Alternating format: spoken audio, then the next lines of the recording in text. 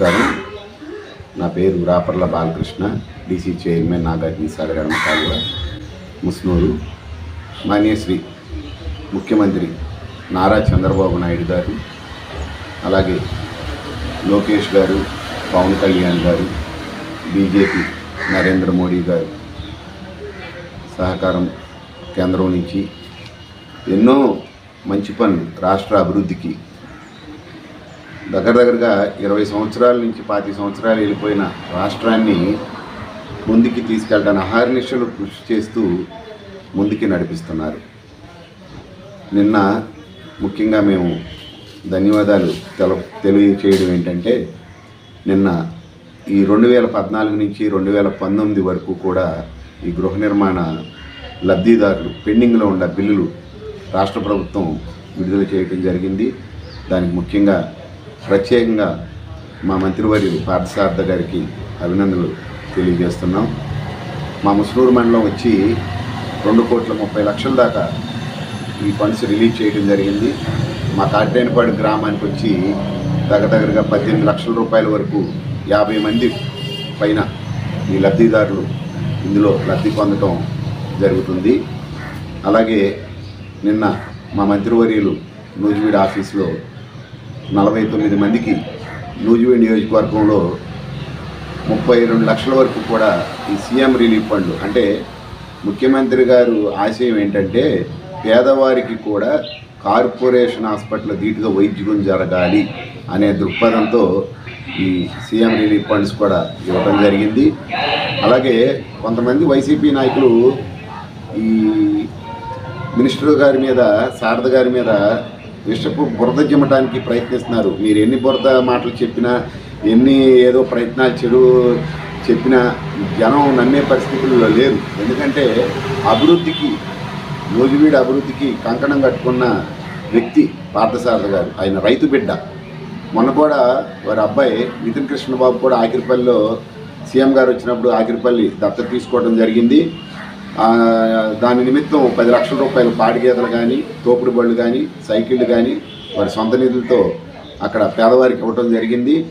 అలాగే నూజివీడు నియోజకవర్గంలో ఎక్కడైనా సరే అగ్ని ప్రమాదం జరిగితే ఆ బాధితులకు తక్షణమే ఆయన సొంత నిధులు 5,000 ఇస్తాననడం మాట ఇవ్వడం జరిగింది. అలాగే మొన్న ఎస్సీ, ఎస్టీ, ఓసీ, బీసీ విద్యార్థులు మెరుగైన వాళ్ళు, అంటే బాగా ఎవరైతే బాగా చదువుకుంటారో వాళ్ళకి కొంత గ్రాంట్స్ ఆయన నేను ఇస్తాననేది మాట హామీ ఇవ్వటం జరిగింది.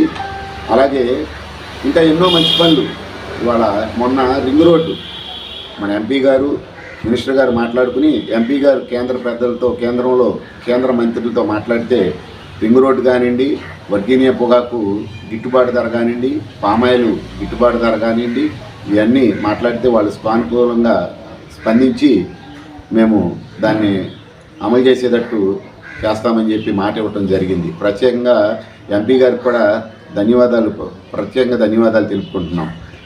ఎందుకంటే ఈరోజు ప్రతి మంత్రి కానీ, ప్రతి కేంద్ర మంత్రి కానీ, ప్రతి రాష్ట్ర మంత్రి కానీ, ఎమ్మెల్యేలు కానీ రాష్ట్రాభివృద్ధికి చంద్రబాబు నాయుడు గారి ఆదేశాల మేరకు పాటుపడుతుంటే ఈ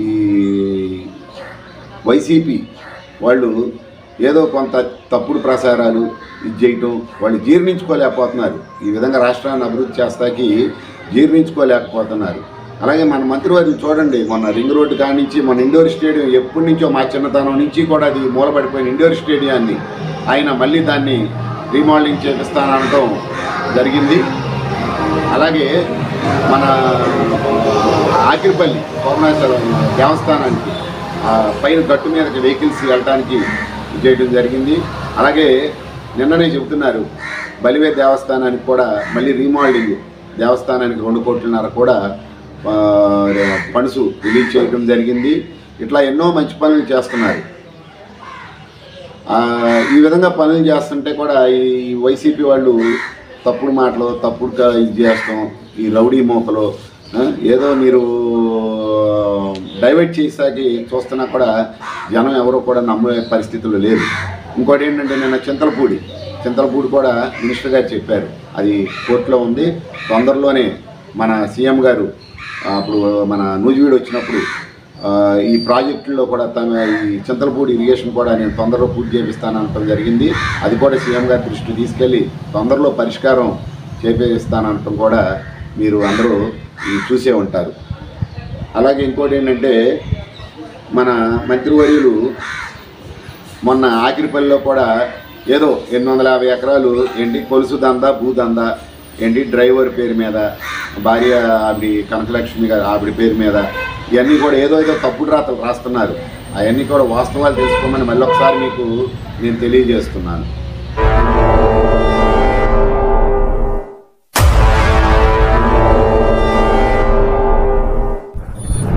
ప్రజా టీవీ, ప్రజాపక్షం, ప్రజల కోసం. మీ సమస్యను ప్రజా టీవీకి తెలపండి. ఆ సమస్య పరిష్కారానికి ప్రజా టీవీ కృషి చేస్తుంది. ఓకేనండి, విన్నారు కదా. మా ప్రజా టీవీని సబ్స్క్రైబ్ చేయండి, షేర్ చేయండి, అలాగే కామెంట్ కూడా పెట్టండి, నచ్చితే లైక్ కూడా చేయండి.